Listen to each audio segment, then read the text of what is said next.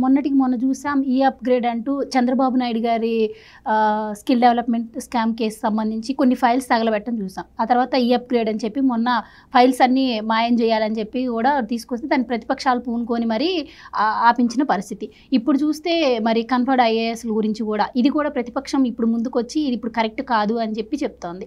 So అంటే CS Jawahar Reddy గారికి కూడా అర్థమై ఉంటుందంటారా ఇంకా మన ప్రభుత్వం రాదు అందుకని ముందు జాగ్రత్త చర్యగా ఇలాంటివి చేస్తున్నారు అనుకోవచ్చా?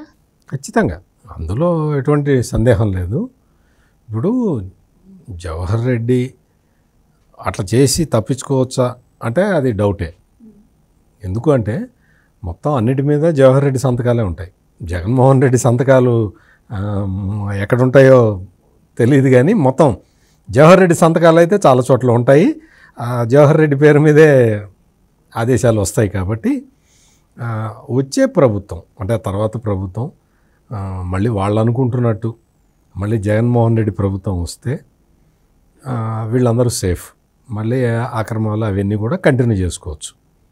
ఒకవేళ ప్రభుత్వం మారితే వాళ్ళ కర్మ బాగలేక ప్రభుత్వం మారితే వచ్చిన ప్రభుత్వం ఈ జరిగిన ఇన్సిడెంట్స్ అన్నిటి మీద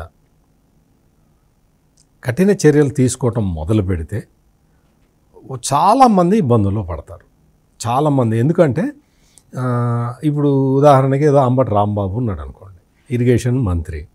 అతను ఏదో ఆర్డర్స్ ఇస్తే అంటే ఇరిగేషన్ శాఖలో కాదు సుమా, ఏదో పోలీసులకి ఆదేశాలు ఇస్తే ఆ పోలీస్ చేశాడు అనుకోండి, అంబటి రాంబాబుకి ఏం కాదు. రేపు పొద్దున ఎవరైతే దాన్ని ఇంప్లిమెంట్ చేశారో, కేసు లేకపోయినా ఎవరినైతే అరెస్ట్ చేశారో వాడి ఆ ఎస్ఐఓ సిఐఓ ఆ డిఎస్పీనో ఆ ఎస్పీనో వాళ్ళు they have to face the music. అంటే ఈ తరహాలో రేపొద్దున 4 తర్వాత ప్రభుత్వం మారే ప్రభుత్వం కొత్తగా వచ్చే ప్రభుత్వం ఇటువంటివన్నీ గనక తీసి వాళ్ళు దీని మీద స్క్రూటినీ మొదలు పెడితే చాలామంది దొరుకుతారు. ఇప్పుడు ఉదాహరణకి పల్నాడు జిల్లా అనేది ఒక్క జిల్లా తీసుకుంటే ఆ జిల్లాలోనే అసలు దాదాపు ఒక 500-600 మంది పోలీసులే దొరుకుతారు. అంటే తప్పులు చేసి ఈ ఎలక్షన్కి సంబంధించిన కేసులు చూస్తేనే వాళ్ళు తప్పులు దొరికిపోతాయి. మిగిలిన విషయాలు వేరే విషయాలు మాచర్ల నుంచి అక్రమంగా సున్నప్రాయి తరలించటం లేకపోతే ఇసుక తరలింపు ఇవన్నీ పక్కన పెడితే కేవలం ఈ ఎన్నికల సమయంలో అక్రమాల మీద చూసినా కానీ భారీ ఎత్తున అవకతవకలు బయటపడతాయి. అంటే ఈ పోలీసు అధికారులు చీఫ్ సెక్రటరీ దగ్గర నుంచి కింది స్థాయి వరకు కలెక్టర్ వరకు ఉన్న ఐఏఎస్లు ఐపీఎస్లు వీళ్ళందరూ కూడా ఈ 5 సంవత్సరాల కాలంలో మనం ఎట్ట ప్రవర్తించాం అని వాళ్ళను బేరీజ్ వేసుకోవాల్సిన పరిస్థితి అయితే ఖచ్చితంగా వస్తుంది. ఖచ్చితంగా వస్తుంది. రేపొద్దున ప్రభుత్వం మారంగానే చేసే పని ఇదే. ఎందుకు అంటే ఇన్ని తప్పులు చేసిన అధికారులను వదిలిపెట్టడం కూడా కరెక్ట్ కాదు. అంటే ఇదేదో కక్ష సాధింపు చర్య ఇవన్నీ ఏమి ఉండవు. కక్ష సాధింపు ఏముంది, వాడు తప్పు చేస్తే దొరుకుతాడు, తప్పు చేయకపోతే పోతాడు కదా, వెళ్ళిపోతాడు, మళ్ళీ పోస్టింగ్ తెచ్చుకుంటాడు. ఇప్పుడు అదేవిధంగా ఇప్పుడు నెల్లూరు జిల్లా ఉంది. నెల్లూరు జిల్లా సర్వేపల్లి నియోజకవర్గంలో అక్రమ మైనింగ్ జరిగింది. ఆ అక్రమ మైనింగ్ ఆ ఖనిజం దానికి సంబంధించిన వివరాలన్నీ కూడా తెలుగుదేశం పార్టీ సీనియర్ నాయకుడు సోమిరెడ్డి చంద్రమోహన్ రెడ్డి మొత్తం బయటపెట్టాడు. దాని మీద నిరాహార దీక్ష చేశాడు, దాని మీద పోరాటం చేశాడు. ప్రభుత్వం ఇంతవరకు చర్య తీసుకోలేదు.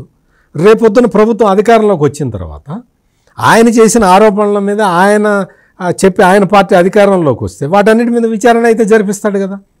ఇట్లా కొన్ని ఉదాహరణలు తీసుకుంటేనే భారీ ఎత్తున ఉన్నది.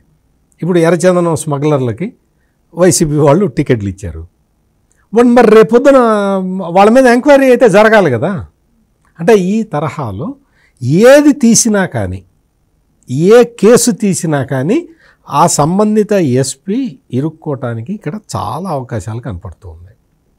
ఇప్పుడు తాడిపత్రి ఒక ఎక్కడో రాజంపేటలో డిఎస్పీగా పనిచేసే చైతన్య అనే ఆఫీసరు తాడిపత్రి వచ్చి అటాక్ చేసేసి మొత్తం తెలుగుదేశం లీడర్ల ఇంటి మీద పడి ర్యాన్సమ్ మొత్తం అసలు అంతా విధ్వంసం చేశాడు. మరి అతన్ని ఎట్లా వదిలిపెడతారు? అంటే ఈ తరహాలో జరిగింది ఇక్కడ పోలీసింగు. ఈ మొత్తం టోటల్ పోలీసు వ్యవస్థ అంతా కూడా, పోలీసు వ్యవస్థ కాదు పరిపాలనా వ్యవస్థ కూడా ఇటువంటి ఒక ఒక ఒక తప్పుడు విధానాల్లో కూరుకుపోయి ఉన్నాయి. కాబట్టి మరి వీళ్ళందరూ కూడా తదుపరి చర్యలు ఎదుర్కోవడానికి సిద్ధంగా ఉండాల్సిందే. Right, thank you so much sir.